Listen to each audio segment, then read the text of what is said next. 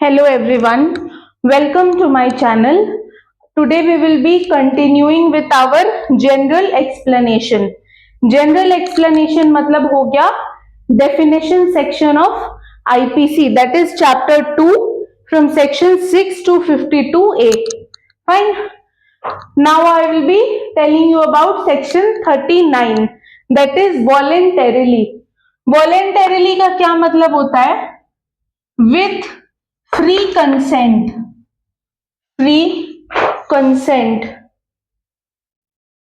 What does this mean? इसका मतलब होता है अपनी खुद की मर्जी से. कंसेंट मीन्स योर थॉट, आपकी मर्जी, your line of action. Okay, जो आप खुद से कर रहे हो. तो अगर आप कंसेंट दे रहे हो, यानी if you are agreeing, consent basically means to agree to something. Giving consent means when you agree to something. So आपका कंसेंट जो होना चाहिए कोई भी एक्ट करने के लिए, अगर आप कोई भी एक्ट परफॉर्म करते हो, suppose A is performing an act, ठीक है, A is performing an act, this act should be performed by A with free consent, that means voluntarily. Voluntarily मतलब विथ फ्री कंसेंट. अब विथ फ्री कंसेंट का क्या मतलब हो गया? Without any external force, without external pressure.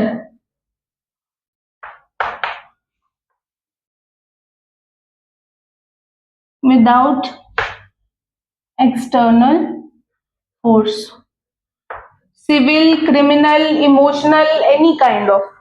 ठीक है, यानी अगर हम किसी इंसान से डरा धमका कर उसको कुछ काम करवा लें तो क्या वो फ्री कंसेंट में माना जाएगा? नहीं, क्योंकि उसकी खुद की मर्जी नहीं थी. बट अगर कोई इंसान अपनी मर्जी से कोई एक्ट करता है, अपनी मर्जी से कुछ परफॉर्म करता है, तो उसका वो that will be said to be voluntary action of that person. यानी ऐसा माना जाएगा वो इंसान उस एक्ट को वॉलेंटरीली कर रहा है. वॉलेंटरीली कर रहा है मतलब बिना किसी एक्सटर्नल प्रेशर के, बिना किसी एक्सटर्नल फोर्स के. अब एक्सटर्नल फोर्स का जरूरी नहीं है मतलब हो कि डरा धमका कर, मतलब you can also emotionally blackmail someone. जैसे अगर एक फादर और सन के बीच में कॉन्ट्रैक्ट साइन हो रहा है, तो फादर आपके सन के लिए, फादर की पोजीशन ऐसी है लाइफ में कि वो आउट ऑफ फोर्स भी कर सकता है, आउट ऑफ इमोशनल फोर्स भी वो कर सकता है वो कॉन्ट्रैक्ट साइन. तो इट इज वेरी नेसेसरी कि अगर आप किसी भी चीज के लिए एग्री कर रहे हैं, किसी भी चीज के लिए कंसेंट दे रहे हैं, that consent should be free consent. And what is free consent called? Voluntarily. Voluntarily performing an act. Free consent मतलब वॉलेंटरी कंसेंट, वॉलेंटरी कंसेंट. ठीक है, वॉलेंटरीली मतलब to perform an act with one's own free consent. Fine. जब एक act को free consent के साथ perform किया जाता है तो हम बोलते हैं this act is performed by a person voluntarily, यानी अपनी खुद की मर्जी से, without any kind of pressure. Then 40, section 40, offense. Offense, I have already explained. Offense means crime. Any crime which is explained in IPC, any crime which is made punishable in IPC, made punishable in IPC, उसको हम क्या बोलेंगे? Offence. ठीक है, कोई भी crime जिसको IPC में पनिशेबल किया गया है, मतलब क्या है? जो भी क्राइम्स एक्सप्लेन आईपीसी में, उनको आईपीसी में पनिशेबल ही किया गया है. तो अगर कोई भी ऐसा क्राइम है जिसको आईपीसी में डिस्क्राइब किया गया है, पनिशेबल बनाया गया है, उसको हम ऑफेंस बोलते हैं. This is a difference of nomenclature. Nomenclature यानी नेमिंग डिफरेंस ओनली. ठीक है, जैसे अलग लैंग्वेजेस में एक ही वर्ड को अलग अलग चीजों से बुलाते हैं, अलग अलग नामों से बुलाते हैं, तो उसी तरह ये नेमिंग डिफरेंस है सिर्फ, there is no other difference between crime and offence. Okay, then section 43 illegal. 43 illegal. Illegal means against the provisions of law. Okay, means prohibited by law. Anything which is illegal means it is prohibited by law. Prohibited by law.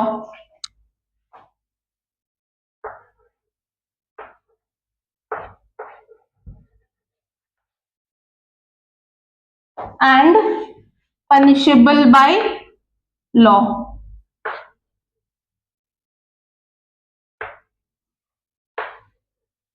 Punishable by law. Okay, so illegal का क्या मतलब होता है? Any act which is prohibited by law and punishable by law. Okay, means कोई भी act, दो तरीके के एक्ट होते हैं. एक तो होते हैं जो मतलब दो तरीके की प्रोहिबिशन होती है लॉ में. प्रोहिबिशन यानी law does not allow that. Okay, prohibited by law means वो लॉ ने मना कर रखा है कि this is not a good act, मतलब which is denied by law, which is not allowed by law. An act which is not allowed by law is called as prohibited by law. Clear? So illegal किसी चीज को जब हम बुला सकते हैं जब वो prohibited by law हो प्लस punishable by law हो. ठीक है, जैसे कुछ चीजें होती है prohibited by law but not punishable by law.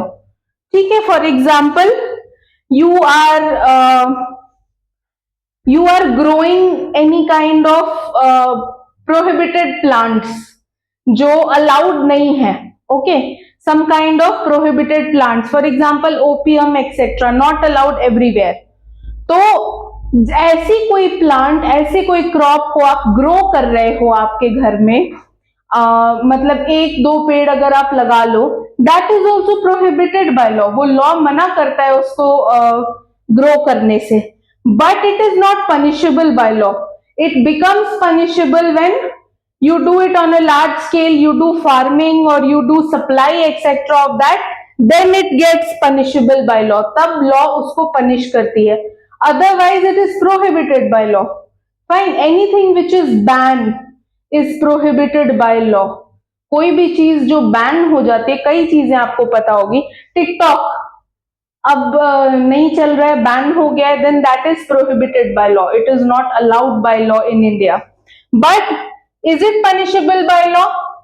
If it is punishable by law only then we can call it illegal.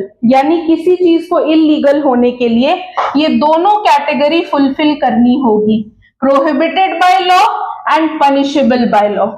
दोनों क्राइटेरिया फुलफिल होगा फिर हम उसको इलीगल बुला सकते हैं. अदरवाइज सिर्फ प्रोहिबिटेड बाय लॉ को हम क्या बुलाएंगे?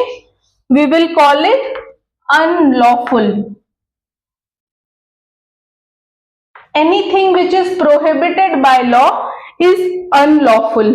But if a thing is prohibited by law plus punishable by law, then it will be called as illegal.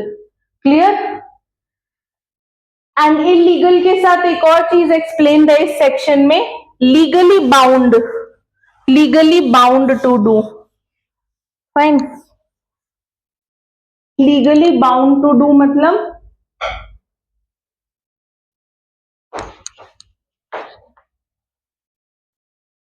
Legally bound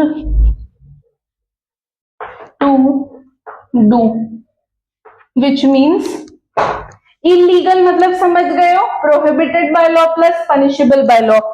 legally bound to do एक और फ्रेज है जो यहाँ पे एक्सप्लेन किया हुआ है.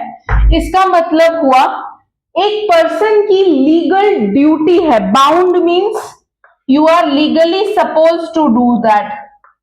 Supposed, bound means you are suppose to do, और it is compulsory for you to do. Bound means it is your legal duty.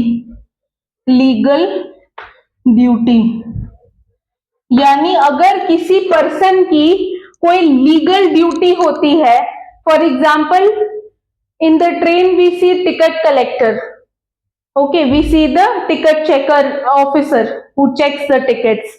So checking the tickets of every passenger is his legal duty. Fine, so he is legally bound to do that. उसको कानूनन करना ही पड़ेगा, वो compulsory action है उसका, क्योंकि वो उसकी लीगल ड्यूटी है। अगर वो ऐसा कुछ नहीं करता है, if a person does not perform his और हर लीगल ड्यूटी, तो उसको हम क्या कहते हैं? Omission. I have explain this, उसको हम बोलते हैं explained in section 33। Section 33 explains act and omission. Fine, तो अगर कोई लीगली बाउंड टू डू है एक एक्ट करने के लिए और वो उसको परफॉर्म ना करे, तो इसको हम ओमिशन बुलाते हैं। Understood 43? Okay, next is 44 injury. 44 injury. Okay, now all of you all are aware of what is injury. Injury means in law any harm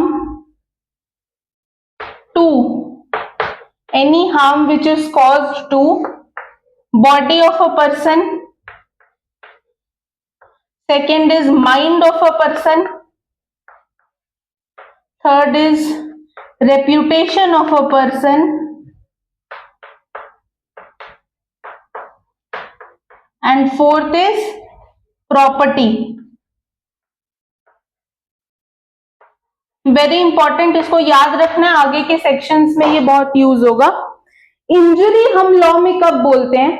किसी पर्सन को इंजरी हो गई है कब बोलते हैं? इंजरी मतलब नॉर्मल भाषा में हम क्या सोचते हैं? चोट लग गई या कोई कट आ गया, कोई वही गुम चोट या दूसरे तरीके की चोट। Basically if you are injured, है ना, अगर आपको कोई चोट लगी है दैट इज इंजरी। लेकिन हम लीगली इंजरी किसको बोलते हैं? लीगली इंजरी हम बोलेंगे जब एक पर्सन को हार्म होगा। हार्म किस तरीके का? आइदर उसकी बॉडी को कोई हार्म होगा, यानी किसी को मार लो, पीट लो, या किसी को एक्सीडेंट किसी का हो जाए फिजिकली, तो इसको क्या बोलते हैं? फिजिकल इंजरी को क्या बोलते हैं? बॉडी में अगर कोई हार्म हो जाए तो दैट इज फिजिकल इंजरी, वो इंजरी में आ जाएगा। Next is mind. माइंड यानी मेंटल स्ट्रेस अगर आप किसी को दे रहे हो, मेंटल ट्रॉमा हो रहा है किसी को आपके एक्शंस की वजह से, मेंटली डिस्टर्ब हो रहा है इंसान, then that is mental injury, injury to mind. Okay, तो वो भी इंजरी होगी। मतलब इंजरी तब नहीं होगा जब ये चारों चीजें इफेक्ट होगी। इन चारों चीजों में से कोई एक भी चीज अगर इफेक्ट हो रही है, अगर हार्म टू आइदर बॉडी और माइंड और रेप्यूटेशन और प्रॉपर्टी, किसी भी एक चीज को, रेप्यूटेशन मतलब respect in society. Okay, respect in society.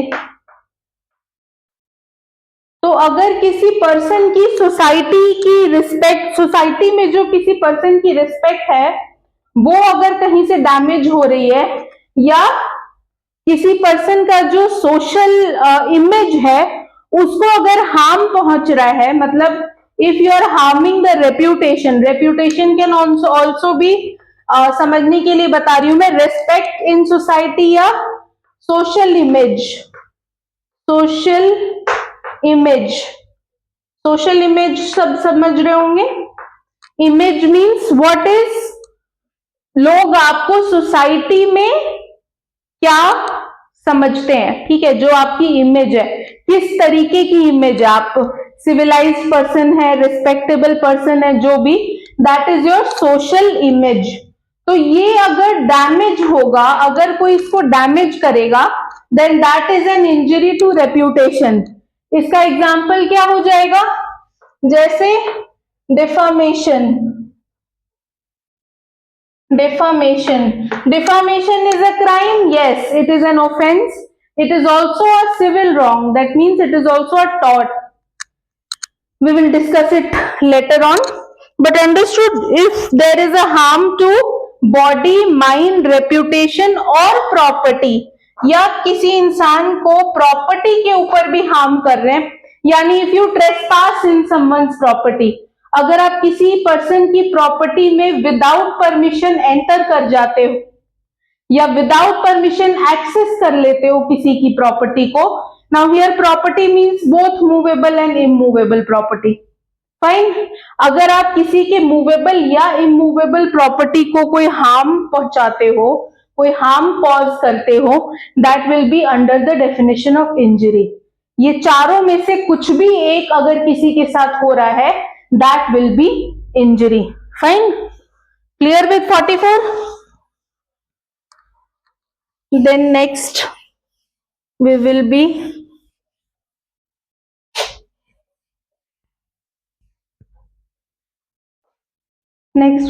taking good faith.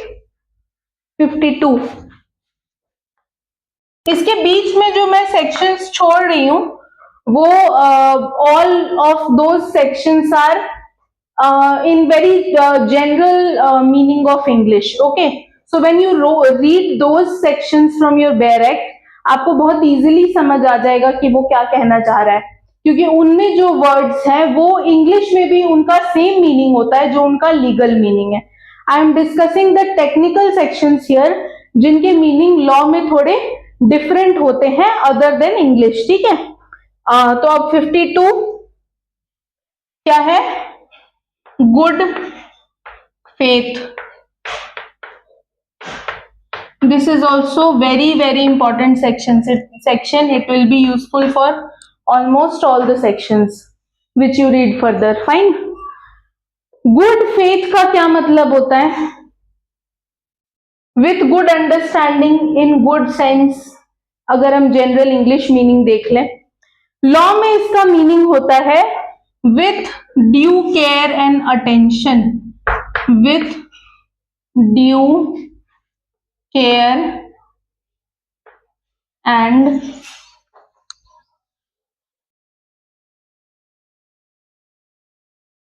Attention.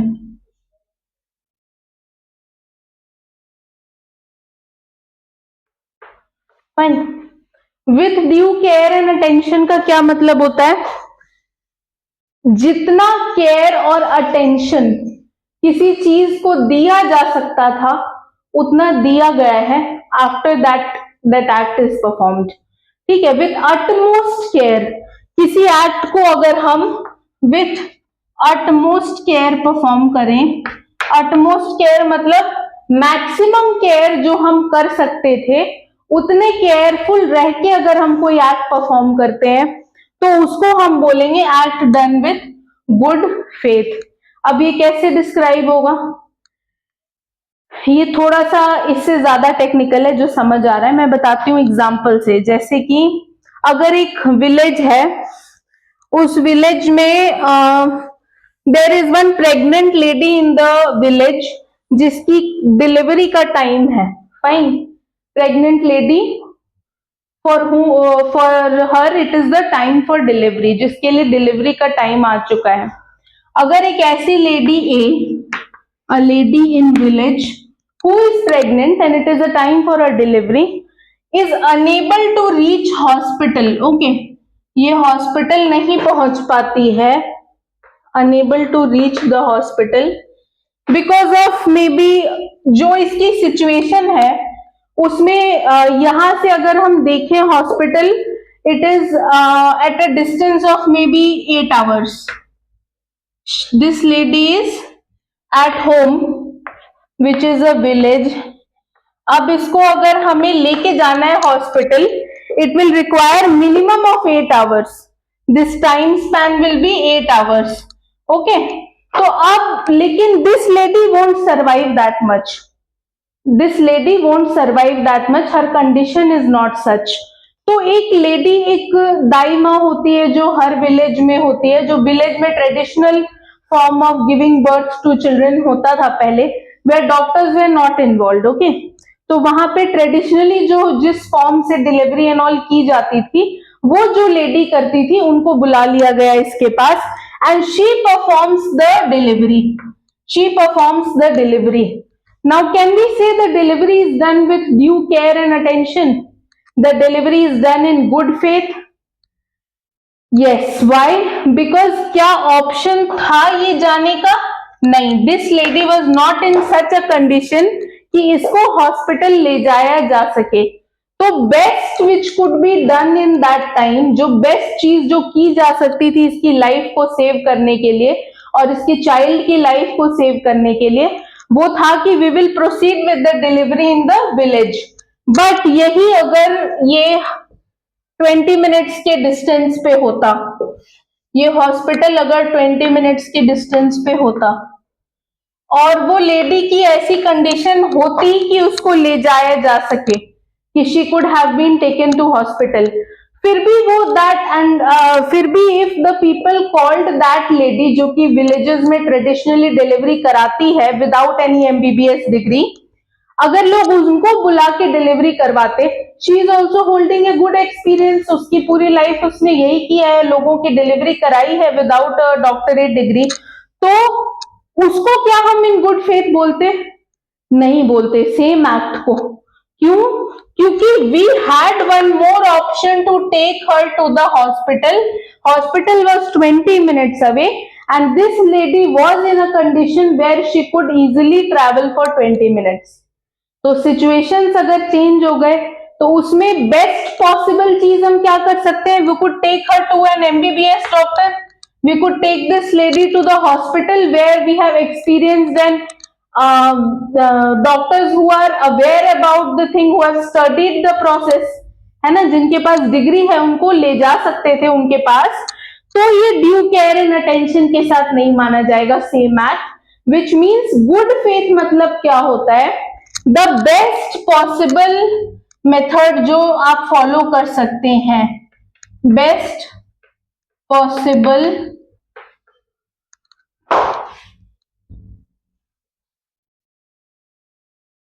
method.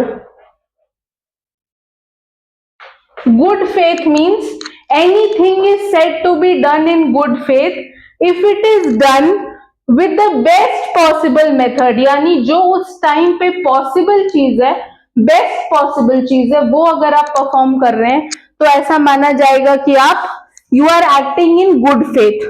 But if you had better chances and then you did not opt for them, आप बेटर चांसेस के लिए ऑप्ट नहीं करते हैं और अपनी मर्जी से कोई भी तरीका अपनाते हैं, तो you it will not be said in done in good faith.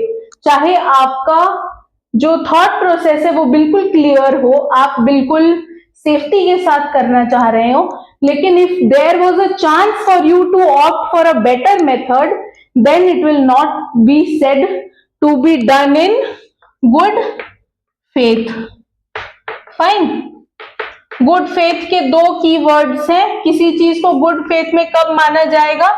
जब the act will be done with due care and attention. अगर ड्यू केयर एंड अटेंशन से किया जा रहा है तो हम उसको बोलेंगे to be done in good faith.